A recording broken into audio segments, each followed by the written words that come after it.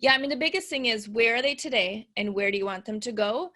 And then what you're doing is you're creating the journey for them in between. What is going on, everyone? Welcome to today's show. Today on the show, we are going to solve one of the biggest problems facing course creators in the entrepreneurial space. Bryan creates courses for big businesses, but what her true superpower is creating a course that gets people to finish the course. They log in and they can't get enough of it. She gamifies the entire experience to move people from start to finish and get the actual result that they paid for. Tara, welcome to the show. Thanks. Happy to be here. Awesome. Tara's a good friend of mine. I actually met her on a boat with some cocktails, and she told me all about how this works. And I was pretty mind blown because if you've been around the entrepreneurial space, the course creator space for a little bit, you know that everybody's got a course. Half the time when you buy them, they're horrible. They're not laid out well. They don't get completion. And as a course creator, I know my biggest concern is like, I want people to get the outcome. I want people to move through it. It stopped me from creating a course for years. So Tara, tell us about where you got started and like, why should we listen to you? Where'd you come from? Yeah, that's awesome. I love that. So I have been in the course creating business for, I don't even want to say, over 20 years. I'm only 20, so I started when I was really young. But yeah, so I started in corporate, and I have a background in instructional design and organizational development, which just means that like I went to a lot of school for all of this. But started an agency about 16 years ago, where literally we help, as you said, Steve, companies create online courses that help their learners be successful. So this could be employees or customers or whatever, but intentionally taking them on a journey where they're going from where they are when they start the course to actually completing it and being successful and being able to do something different. So a lot of times that means with employees, they're able to do their work effectively after taking the training, which for those of you who have taken crappy training, you know what that means, right? It's most of the time you just like get a bunch of information and not actually take action or get results at the end. So that's what we specialize in. That's what I've been doing for most of my career.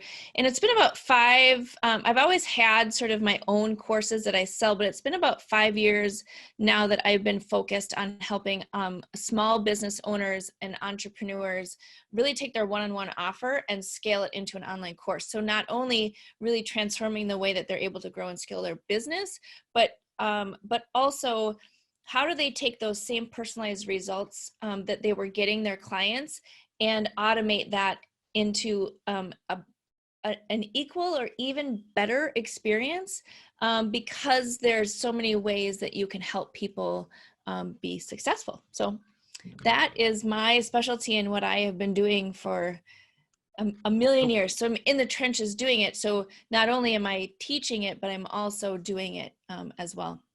So talk to me a little bit. I mean, I'm just imagining you getting started 15 or 20 years ago when the internet is not what it was today. You didn't have YouTube. It wasn't easy to put together videos. And you started with companies, which I think was smart because they can afford you. They can give you a timeline. Tell us a little bit about how that process began and like, what were you doing back 15 years ago? Like, tell us some of the people that you work for, if you can share that too. Yeah. So the way that we started actually in training before the computer was really building them for in-person training, right? And what happened, one of my favorite stories of actually doing that is so we would build these training programs and we would, do them in person in the classroom. And I used to do that for the first company that I worked for. And I taught an orientation program. And I found myself one day, I had done the orientation so many times that I loved connecting with the people and I loved teaching what I was teaching, but I literally found myself thinking about something else while I was teaching. And I was like, this isn't serving me, and this isn't serving the people that need what I have to offer. And so I started to explore different ways to be able to share my message, share the training, keep them engaged, and keep them successful without having to like repeat myself a million times. And so that started me on that journey. And yeah, back then we had to hand code things. We build learning management systems with like Dreamweaver. Like it was Wow. crazy. Like, yeah, I I mean, I use can go. Dreamweaver. I mean, that is like, that's what, well, we had it in college in 2002. That Yeah, was yeah. our graphic So design. it was old school, but what's really cool about that experience is that now I understand how all of this comes together in a completely different ways, right? So it's not just putting things into a learning management system or in like a course platform, but it's really looking at how it all connects and moves forward. So so back in the day when we didn't have all these awesome tools, we had to get really creative about how we did that. And one of the things I love is literally we had to build online training that could be launched without any internet access. So like I talk about Wow. that, people are like, what? Yeah, like Like you put it we on a had, DVD. oh yeah, it had to be on a DVD. It had to be an exe file, an executable file, right? Because it had to play on the computer because companies didn't have internet. Like what? Um, I know that makes me sound really old. I really remember I'm only 20. And so, you know, I had like a time machine. And so I went back and did that when there was, yeah. But anyway, so because of that, it's taught me not to get lost in the technology, but really focus on the experience and how do you help people get results online and offline and together, bridging that gap. And so that's what I'm so passionate about helping people do.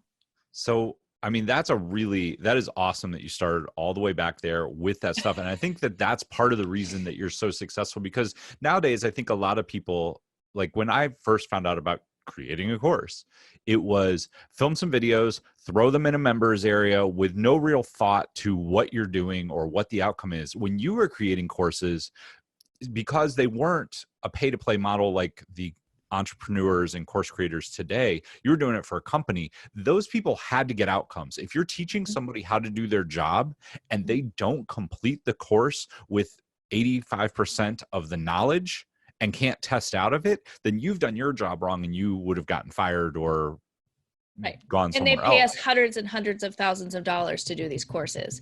So it's not, you know, there's a lot of stake in the game.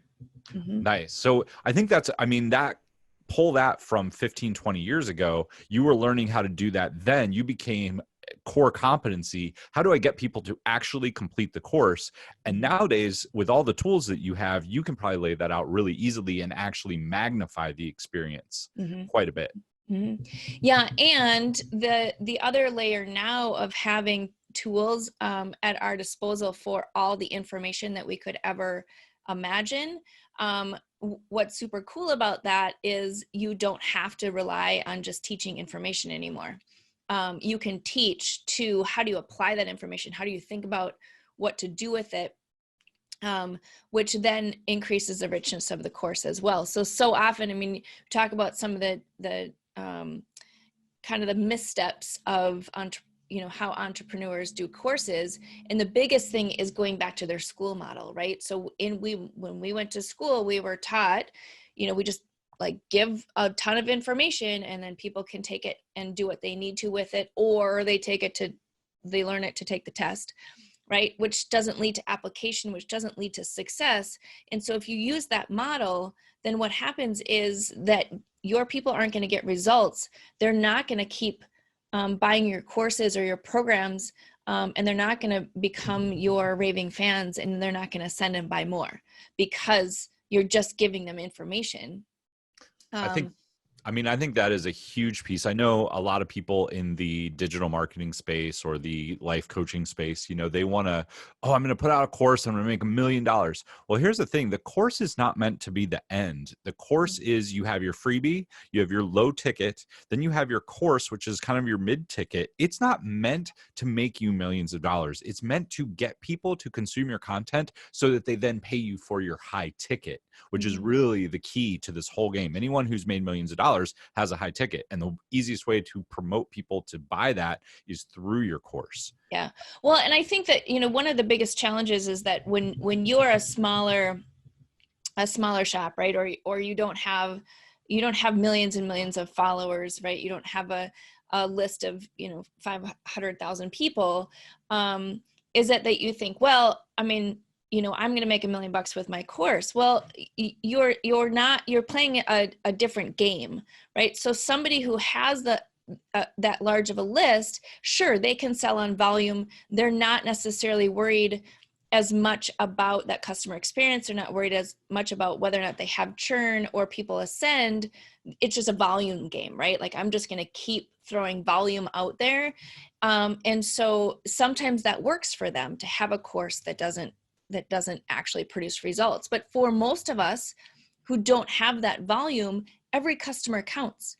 Every customer is important.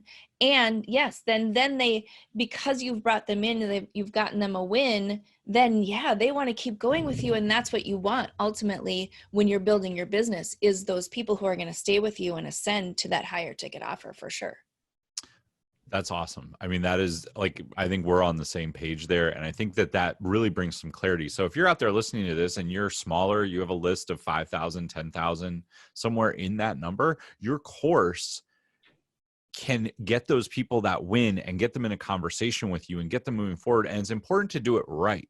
So Tara, first off, let's get into some nuts and bolts. What are the biggest mistakes that you see when somebody in this range, let's say somebody with a list of 10,000 or less, they're putting out their first course? What's the biggest mistakes that you see people make? Well, by far, the biggest mistake is just putting out a ton of information, right? And it's not about how much information you put out. It's about how clear you are on the path that you're giving them to results, right? So the first thing is, what's the result you want to give them, right? Like, be super, super clear on what the outcome is that you're giving them. And then how are you going to get them there?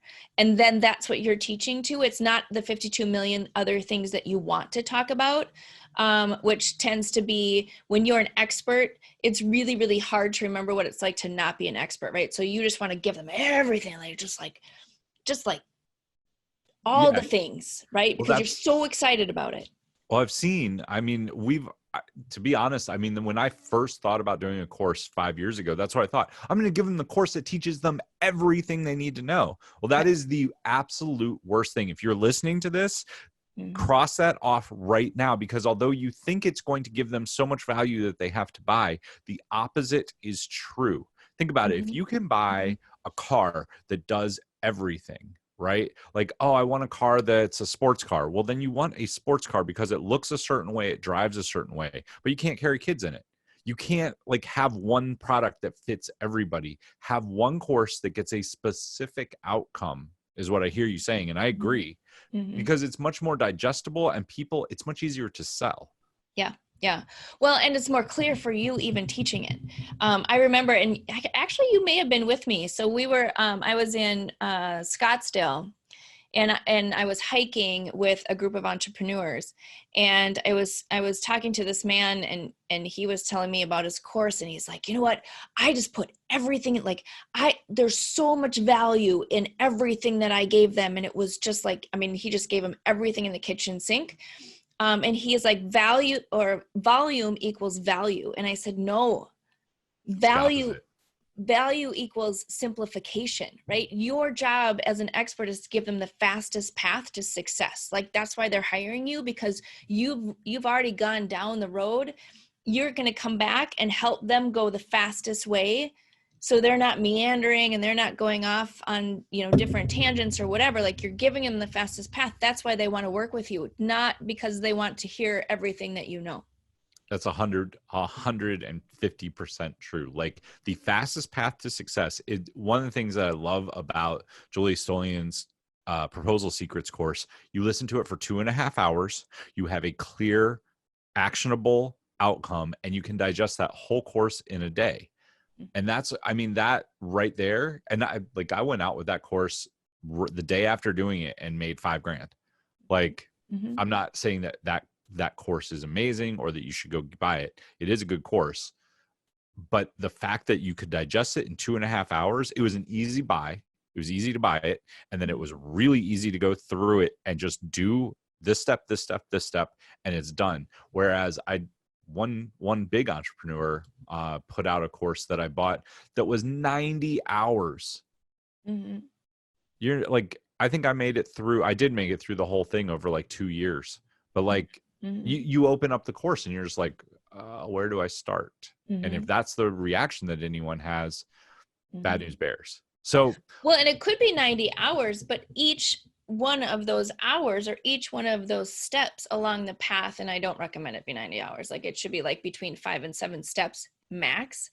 But if each one of those had an actionable result that led to the fastest path to mastery to get to that result, then so be it, right? Like, don't make the course small because you don't want it to be too many hours. But you want to make it so you're giving them a clear result, right? So if you can do, like, Proposal Secrets is a great example if people have taken that, because it's very clear.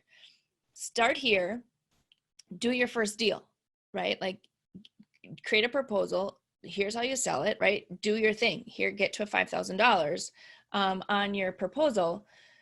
That's very clear. That can be done can't remember how many steps she did it, but in those steps, right? But somebody who's going to give you like the background of proposals, and here's 52 different software programs you can use, and here are like the 12 different ways that you can think about writing a description, right? Like, none of that's helpful because it's not giving them the clear path forward. Once somebody has that clear path, they get the results, then they're able to go down to a deeper level and learn more, or learn why, or learn more specifics. One story I always tell, and Steve, you probably heard me tell this already, but when you are learning how to ski, and we just talked about this the other day, speaking of skiing, is Steve and I are going to ski this winter sometime, because I just got some epic passes that I'm excited about. But when you're skiing for the first time, so you want to go out and you want to learn how to ski. So you go up on the chairlift to pick a mountain. You go up on the chairlift and you get to the top, and you're standing at the top of the mountain and you're looking down.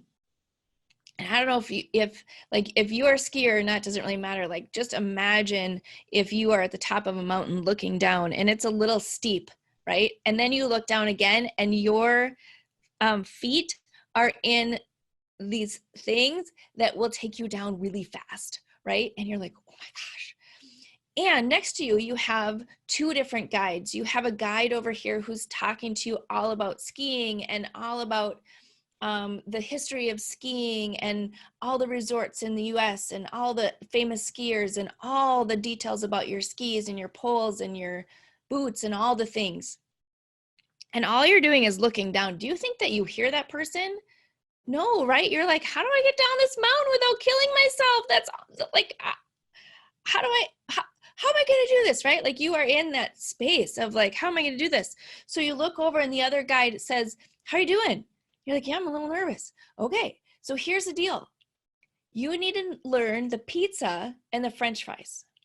Pizza is to stop, French fries is to go. So when you're going down the mountain, follow me. I'm going to give you the path, right? You and I are going to go down. We're going to kind of go like this, but here's how you stop and here's how you go. Who that's are you awesome. going to listen to? Who are you going to listen to? But so often, this is how people teach their courses. I'm going to give you all the stuff.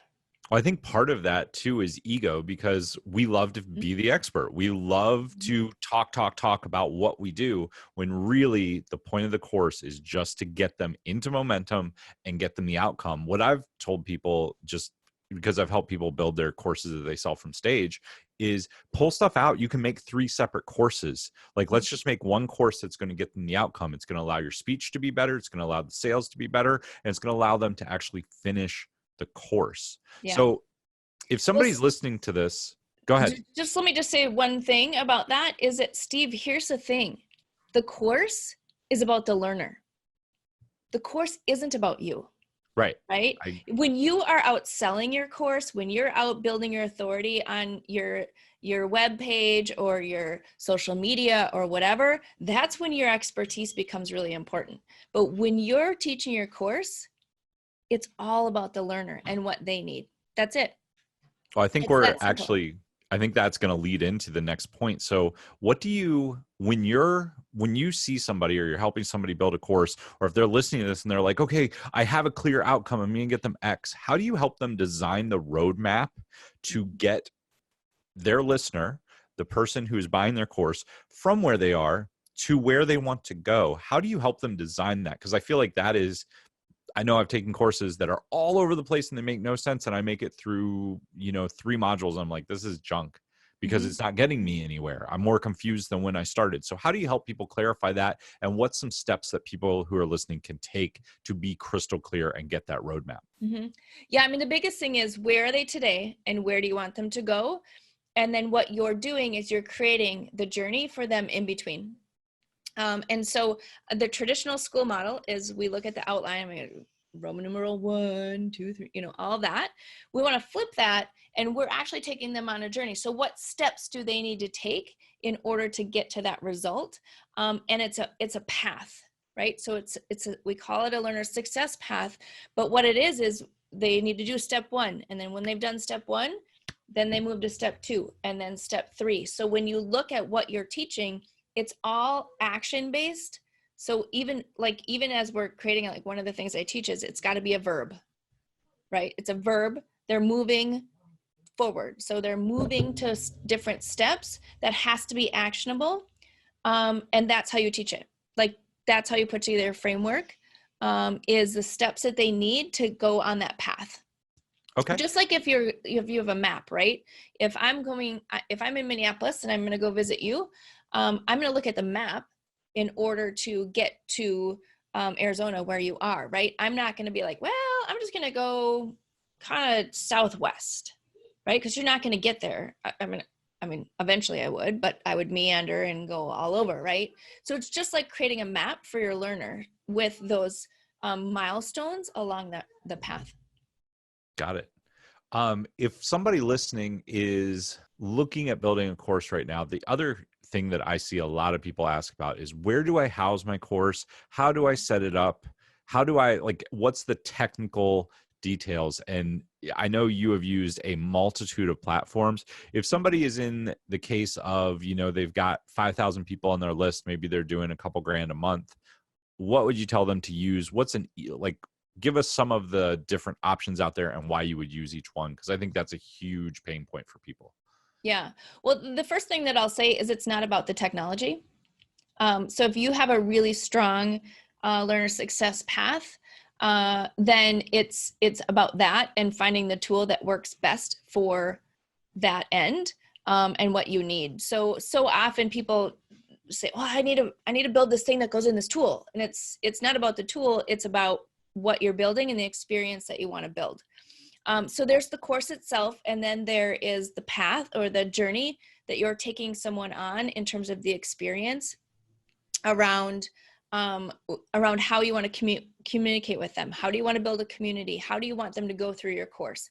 Do you want them to go through it all at once? Do you want them to, go through it in different time frames based on, like, when they complete something or when they do an activity or whatever, right? So a lot of the way that you're going to think about what tool you need is by what experience you want to create for them. Are you going to be totally hands off? Are you going to want to have some live interaction with them? All those things play into it. So that being said, we kind of look at the tools in 3 different buckets. One is when you're first starting out, you're building your beta, which is something that I recommend in Learn Academy, is test your offer, build your beta, do it live for the first time.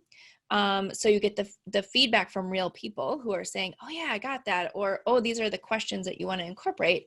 When you're doing that, then you can use, a simple membership tool like a ClickFunnels or Members Pro or something like that, that allows you to do more of the plug and play, where you're basically recording what you're doing and putting it into a place where people can consume it. When you get to that place where you have the automated course, then it's important to think about how do you want to run that automated experience. So some other tools around those become, do you want something that you can customize? Or is it okay just to have a little bit more sophisticated of a tool that does some different things, but you don't really need to have as much control over it as a complete customized tool, right? So you have your mid-level products like a Kajabi or a Thinkific or Teachable, that kind of thing. Mm-hmm. And then when you're in the position where you are building a full brand around your course or your courses, where you want to create almost like a virtual hub, then it's important to think about having one place where all of your courses live, where then you can ascend people through in a way that allows you to grow and scale. That's a different solution than some of the simple tools, right? So for example, if you were to put your beta in a ClickFunnels membership site, which we could spend all night talking about all these different things, but if you were going to do that, one of the things to keep in mind is if you have a second course or a second level or something like that, then they have to log into a whole different area. Like from a customer experience perspective, like that's a pain in the butt, right? Like you don't want to send somebody 15 different links to go log into all your different things. So that becomes a factor in how you're deciding what tools to But use. would you tell people that they should worry about that when they're just, if they have 3,000, Nope. 5,000 people, 10,000 people, like just get the course out would be what I would think.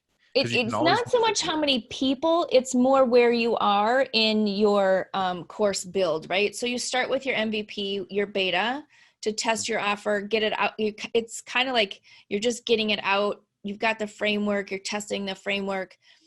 In that scenario, no, I would get the cheapest, the easiest way to just get your recordings and get the experience out to your people to test it. So you're really looking at a minimum viable product.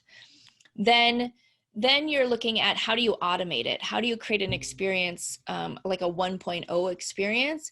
That's when you're looking at a more sustainable, longer term option.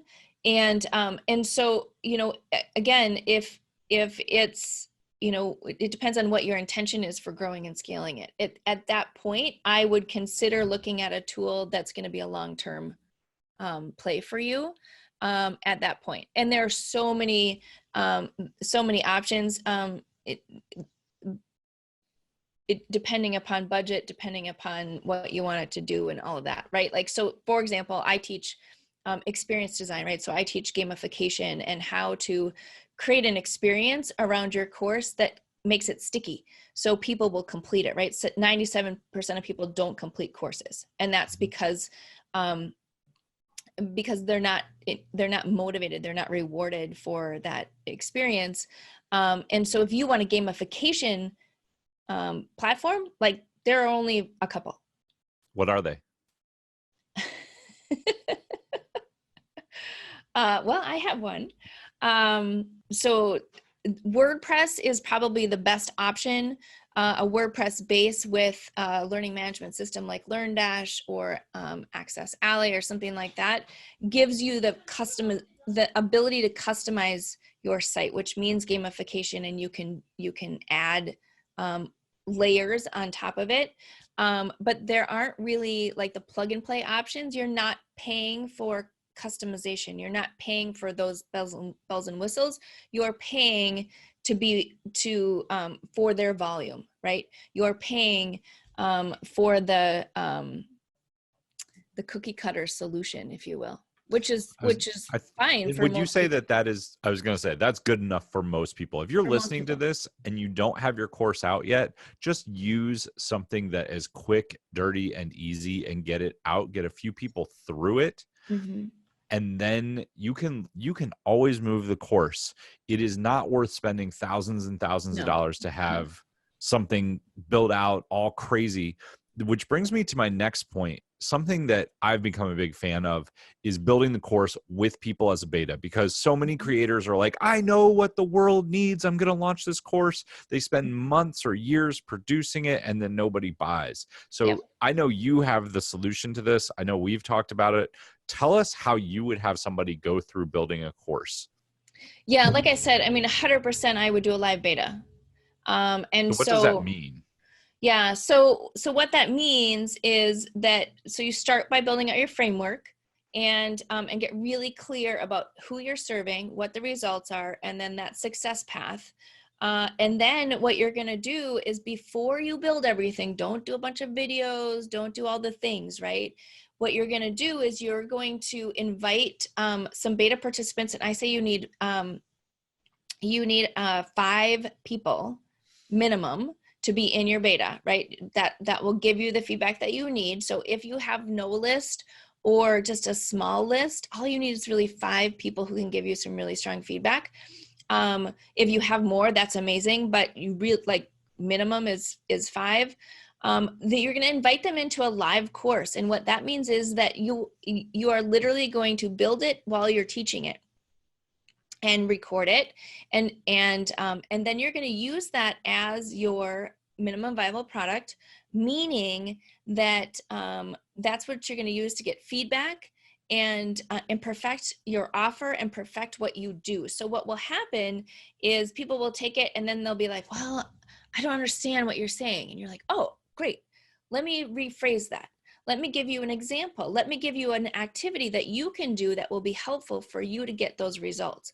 And so it is a great scenario for both the participant and the course creator, because you get so much rich feedback and you're super motivated to help your learners be successful. And so whenever there's a beta, I always jump into it, because I'm like, it is the time that person, that the course creator is the most motivated to help me get results. Because if I get results, then they're successful, and then they know that they have a proven model. And you're going to get the feedback. And that you're, yeah, I mean, and it's so typically what happens is each step of your framework becomes a week that you teach, right? So you'll say, my beta is 6 weeks long because I have 6 steps, right? Something like that is typically what happens. So then each week you do a training. So you get on a Zoom kind of like this and you teach your thing. And then you get feedback from your participants, and you continue doing that for the 6 weeks. And then at the end of the 6 weeks, you can choose to use that beta as your course, right? If you're like, I nailed it, it's awesome, that could be your course. Or you can choose at that point then to re-record it. And so you could do, direct to camera, you can do, PowerPoint with your voice recording. There's lots of different ways to turn it into an automated course. But by doing your beta, it really gives you what you need to test. Here's the first thing, is it allows you to test your offer.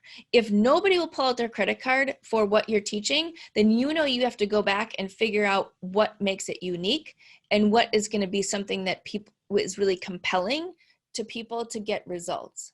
So that's like I agree 100%. You are saying then do not do the beta for free. You need to charge people for the beta, and correct? don't discount it. Don't discount your beta. I agree. Why not? Because here's the thing. This like fires me up, because people are like, oh, you have to discount it because you've never done it before.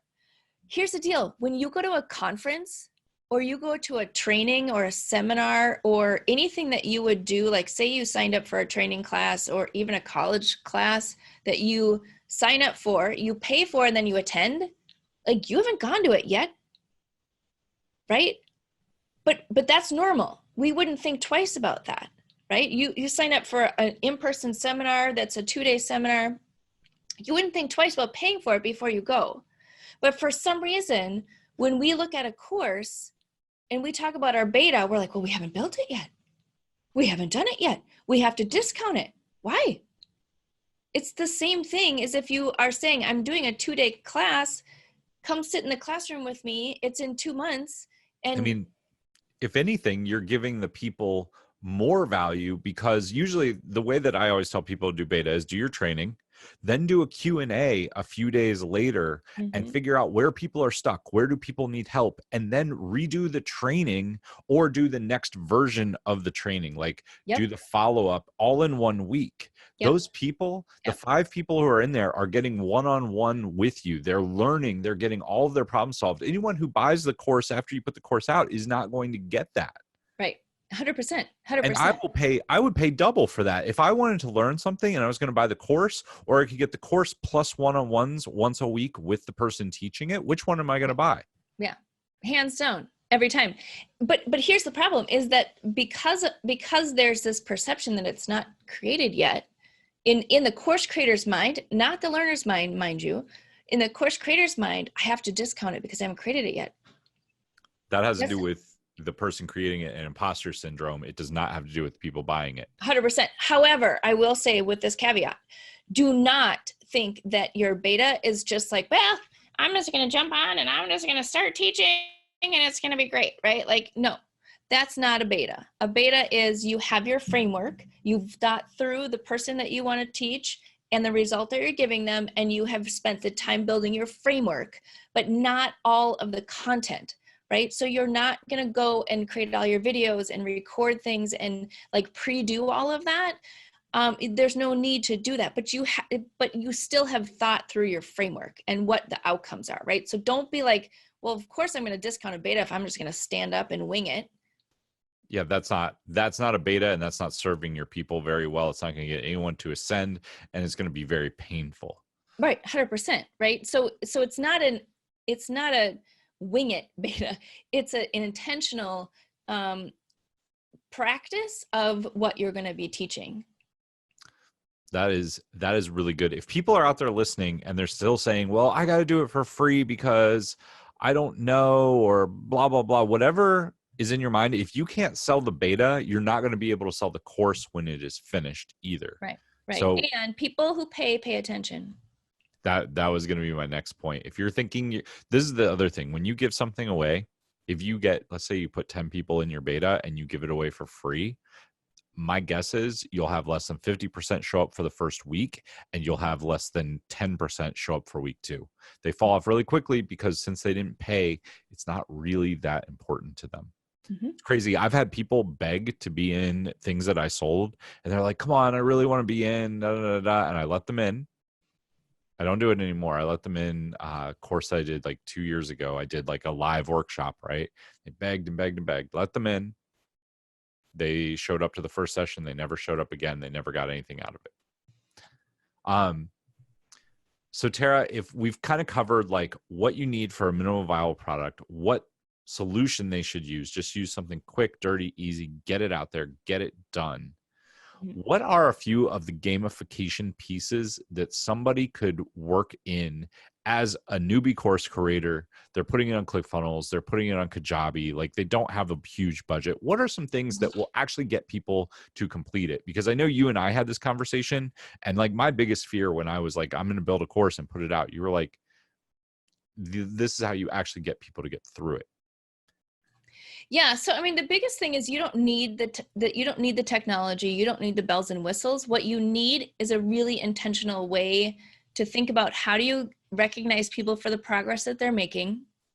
How do you give them feedback on the things that they're doing all along the path, right? And so there's the beginning, right? So when you're onboarding somebody, how do you recognize the small steps that they're taking to get started? How do you help them form habits and like do the activities, right? Because here's what happens is when you're learning something new, at the beginning, you're like super excited and you're like, yay, I have my notebook, my pencil, and I'm all ready. And then they start going and they're like, oh crap, this is hard, right? I actually have to do something, or I have to change my mindset, or I have to, like, there's a reason why, you know, a lot of times, like if you're building a skill, like you just don't know how to do it. You've just never done it before, right? But a lot of times people are coming into courses and looking for help because they haven't been able to kind of get past that step that they need in order to get to the next level. And so what happens is it gets hard in the middle. So I call that the dip. It's this natural place where people start to fall off, right? Because it gets hard and you actually have to do the work. And then at the end, people are super excited, right? So at the beginning, it's easy to, you know, bring them in, celebrate that they're there, give them some recognition for the small wins. At the end, it's great to celebrate and recognize that they've, you know, taken action, they've gotten the result, and, you know, do the hoopla, right? All of those are super easy. The part that most people miss is continuing to follow up and help them along the way. The beauty of a tool, of a platform that allows you to automate that, is that you don't have to think about that, right? But you can do that through email. You can even do that just, you know, by putting it on your calendar and following up with people, right? So there are so many different ways to recognize people along the path. The key is building that into your plan, and saying, okay, so they finished this step, and this is the action I want them to take at this step. If they take that action, I am going to recognize them for taking that action, right? Second step, what do I want them to do? Recognize them for taking that action. And it could be, again, like something small. Here's an email. Good job. You finished that assignment. You finished that action. You got some points for doing that. You can do badging. You can get fancy with it. You can send, so at the end, when somebody in my course reaches their beta, they launch their beta, they get a t-shirt, right? And so that's a celebration that you have gone through the work, you've done your beta, awesome job. You know, here's a way to do that. Now, I have somebody in my program who literally every week, she's like, I'm getting closer to my shirt. All I want is my shirt. When am I going to get my shirt? Right? So that's motivating her to continue forward. It's something super simple that's just automatically set up, right? So when somebody reaches that milestone, then all that's automated. You know, so there's lots of different ways to do that, but it's really just thinking through and being creative about how do you recognize somebody for the work that they're doing. There are a multitude of things that you can do that are cheap. Shirts, if they're too expensive, you can get stickers. I send people postcards. Yep. Just like do a little touch point, because that's the thing. Like you can scale it as you get bigger, but when you're small, just make sure people are happy. I use a program called Text Magic, and I'll text people follow-ups. Hey, how are you doing with this? Hey, congratulations. Just send them something fun that nobody else is doing that. And if you touch people's lives like that and you actually show that you care, they will definitely move forward. Well, and it's not hard, right? I mean, you just think about, like, there's this perception that your life offline is different than your life online, right? Like if you are seeing somebody, you know, struggling with something, or somebody learning something, or somebody doing something, and you're like, I want to recognize that person. It's just being like, good job. That was amazing. Like all people want is recognition. So you can make it super simple or super fancy, but it's really just, you know, anticipating. Super simple. Yeah. Super simple works. I mean, it Right. really does. Just send them a Facebook message. Like Yeah. I'll send a little voice message, something like that. As you scale, you can find automated ways to do it. But when you're small, especially in your beta, it's key that your people in your beta get through it and have good results, because they will be your biggest emissaries. Like they'll send people to For you sure. if you help them. And that has happened to me quite a bit. Yeah. Here's a pro tip. So the pro tip is this. Yes. The pro tip is this, is that anticipate the obstacles that your learners will have along the path. If you can anticipate what obstacles they're going to have, then you can build in specific points that you want to follow up with them on. Right? So like the first one is when they get started, they're super excited. And then they figure out that they have some like mind gunk. And you're like, you know what? the last couple people that I've done this with, they have some mind stuff I'm going to have to work with them on. I know this is coming. So instead of waiting until they ask the question, feed them the question, right? Recognize them, follow up with them, say, you may be thinking this. You're on the right path, blah, blah, blah, right? So if you can anticipate what obstacles or challenges they're going to have, it's a game changer. Nice. I like that one a lot. I think that's really easy too, because especially if you're doing it as a beta, you'll get feedback and you'll see where people are getting stuck and you can just reach out and help them. Mm-hmm. Mm-hmm. So Tara, I want to shift gears just a little bit. You've given us a wealth of information on courses, but I actually want to talk about the difference and what it's like to be married to somebody who is not entrepreneurial. Because that's like, you've been in this space now for a long time. Mm-hmm. You've been married for a long time. Like, Mm-hmm. it's something that you and I have talked about. And I think that it's something behind the scenes that people will get a lot of value out of, because as entrepreneurs, we're always on, we're always going, we're always trying to figure stuff out. We're always trying to grow our business and we love it. Mm-hmm. Mm-hmm. How do you get married to somebody who doesn't feel the same? And how does that like play in your life? Like, talk to us a little bit about that. Cause I know when I met you on the cruise, you were like, oh yeah. Yeah. Yeah. So I love this. And it's not something I talk about a lot, but it's definitely part of my journey is being entrepreneurial and having a spouse, which is funny because he's home now. Having a spouse who is not is interesting, right? I would say that it has its ups and downs. Overall, I will say that it's always good to have the yin and the yang, right? Like it's always good to have kind of that balance because he pushes me to sometimes not think about the business and not think about different ideas that are, going off in my head all the time, and have fun and do some different things. And I kind of push him a little bit to think about creation and growth and like what's possible out in the world, which is not his natural tendency. And so it's good. It's kind of a balance, but it definitely comes with some interesting challenges. I will say that so just to give you a little bit of background, so he's in a very traditional role where he goes to work and he does this thing and he does an amazing job. But when he comes home, he doesn't bring his work home with him because he's the nature of what he does. He doesn't need to do that. So when he's home, he's like not working and he's not thinking about it and he doesn't need to worry about it. And so he can totally turn it off. And if you are an entrepreneur, you know that you can't turn it off. It just doesn't happen. And in fact, you don't want to turn it off. And so for me, I think the biggest thing was realizing that it's okay for me to feel that way. And it's okay for him to feel the way that he feels. And so, but of course, that sometimes leads to some challenges when he's like, well, why are you always talking about this? Why is this always, your thing? And one of the kind of the biggest pieces of advice that I heard, I think it's actually like a couple years ago now, Stacey Martino said it when she was at FHL, is that you have, kind of two sides, right? You have your friends and your kind of professional colleagues or kind of your other people who are like you. And then you have your family and your friends and other people who aren't. And so really knowing who you're with and how you're showing up in both of those is really important. And so that really gave me the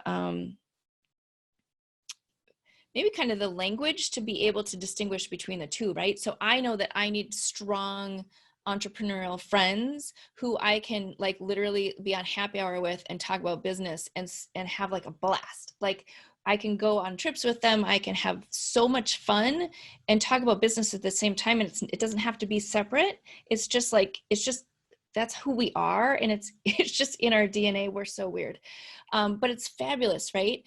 But then I can have, a great relationship with my husband where I don't talk about that. Like that's not acceptable, right? Because there needs to be something else. There needs to be a different dimension. There needs to be something else we're focused on other than my work. But if you were to ask him, he'd be, oh, we talk about your work, which I'm passionate about it. I love it. So therefore it's part of who I am. But knowing who I, kind of how I'm presenting is really important. And I need both. And it's really important to have both. And so to me, that's been the biggest journey on that front, is really recognizing that it's okay, right? There's nothing wrong with me. There's nothing wrong with him. It's just how we come together, and realizing that we both have times when we're kind of in our own hands, if you will. So I don't know. I mean, to me, that's been a little bit of that journey of just being okay with it. Being okay with it, recognizing it, and really loving the strengths around both of them. Well, I think that's probably the key, is realizing like there's nothing wrong with you. There's nothing wrong with him. Can I appreciate his strengths? Can he find a way to appreciate my strengths without annoying them? Right. Because I think that's the biggest. I know I've dated some people who are not entrepreneurial, and they say the same thing. Like, they're like, do you ever stop talking about work? I'm like, what are you talking about? Like, this is what I do. Like, I'm going to talk about it all the time. We need to find a way we need some common ground. So I've found the thing that works the best is having some common ground, having something that, we're not going to talk about work. We're going to talk about movies or games or something going on in the world, or something that gets us out of our bubble a little bit. But I think the biggest key is making sure that you feel loved, cared about, supported, appreciated, that kind of stuff, right? Yeah, well, for sure, 100%. And I think that it's I think the other thing is being comfortable enough in the relationship to know, so like, I think one of the turning points for us was when he went on the cruise and got to know all of my people. And he's like, oh yeah, they're all normal people. It's not like this, different, it's not like we're all Martians or something. Right. So that it kind of gave him that sense of, all right, cool. These are cool people. That's great. You go do your thing. I'm fine staying home and taking care of the family while you're doing that, because that's such an important outlet for you. And that's something that I know will help you grow and makes you happy, is being really comfortable with that, right? Like, that you have to be secure in your relationship around that, to value that in each other. It's sort of like if you equate it to if you go on girls' weekends or boys' weekends or whatever, right? Like, being really comfortable with the fact that you can come together and be great friends, and you can have great friends together, but you also can have time apart from each other with, your girlfriends or your boyfriends or whatever. It's kind of that same concept, where you need that time. It doesn't mean that you don't value that relationship. It just means you just need different time. And so I think those are the lessons around this, because we did struggle a lot, with this early in our marriage of, because I'm constantly, more than that, I'm constantly creating, right? Like, as an entrepreneur, I create. That's what I do. I create, I make change. I move the furniture, right? Like, I gotta always be doing something. And he doesn't have that same need. And so for us, that was more of what it was, is, why are you always creating things? Why can't we just have this one thing? Like, why can't this furniture stay here forever? Right. And I'm like, no, we got to change it. We got to move it. We got to make it bigger. We've got to, and so that's, that's the interesting part too, is when you have the kind of personality things like that, and how do you come together with that? If somebody was listening to this and they're like, I'm a woman entrepreneur, and I don't feel understood by my boyfriend, husband, whatever relationship partner, because I know you said you struggled with it early on, but you guys have overcome it. What's something that they could do, that you could tell them to, like, it's going to be okay, try this? What's a piece of advice that you would give them? I think the biggest thing is to, finding the common ground, like you said, I think is critical, right? Like, how can you, say you're like this, right? Like, what's the thing that brings you together? And then kind of focusing there. But I think from a bigger picture perspective, it's really really being comfortable with who you are, right? Both people have to be comfortable with who they are and be able to lead with that. Because if you aren't, and the person that you love and care about, is trying to push you in a different direction, then it's just not. Well, I think the challenge is at some level, we're all looking for approval, whether we want to admit that or not. We're all looking for approval, especially from our loved ones. Mm-hmm, mm-hmm. And I think when my challenge, I can think of one girl that I was dating in particular, like she always was very like, she just didn't understand what I did. And so like I would share something with her that I was excited about. And she'd be like, oh, that's cool. And I'd be like, what? What are you talking about? Like, I'm changing the world here. Mm-hmm, mm-hmm. She didn't get annoyed with it.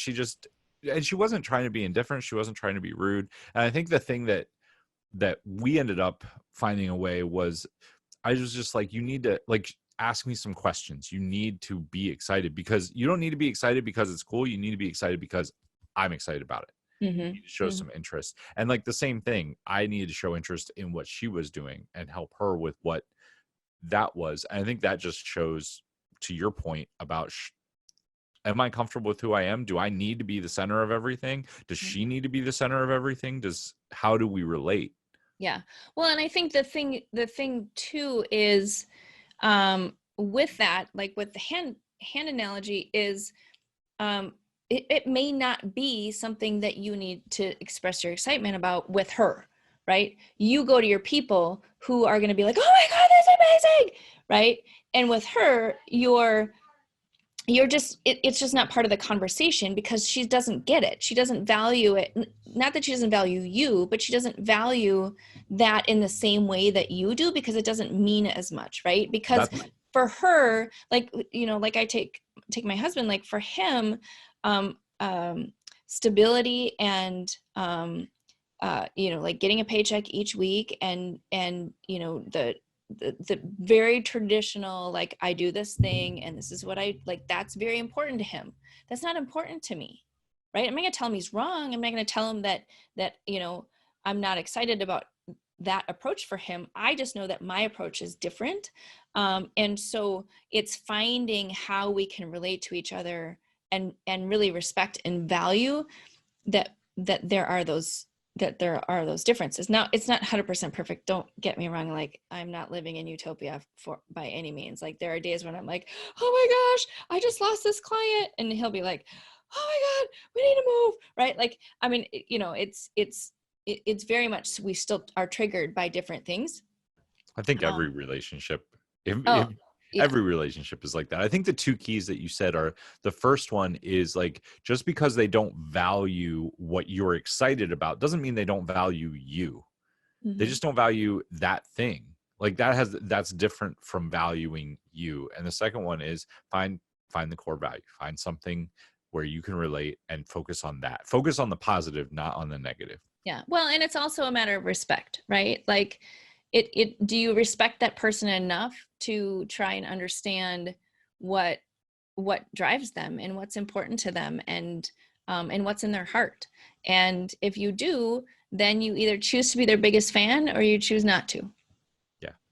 And if you want to be their biggest fan, then you got to suck it up and sometimes get excited about silly things, or move the furniture for the 52nd time, in a year.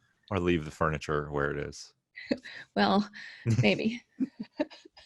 On that note, Tara, if people wanted to learn more about course creation, where can they go? Where can they go to get your help with this? Yeah, so the best place to find all information about me is at taralbryan.com, which has... You want to spell that? TARALBRYAN.com. And that has Learn Academy on it, which is our signature course. It teaches people how to create, sell, and launch their online course. And then all sorts of other things that we're doing. If you want to join a course creating conversation, where we are literally changing the conversation about how courses are being built, especially by entrepreneurs, on Facebook, the Online Course Creators Group is where you can find that conversation. Awesome. All of that will be linked in the show notes below. You can click down there. Tara is truly amazing. She really does care about helping people. So if you're figuring out how to do your course, you feel overwhelmed, reach out to her. She will be a invaluable resource to you. Thanks. Awesome. On that note, guys, we are going to wrap this show up. Until next time, take action, change lives, and make money. We'll see you soon.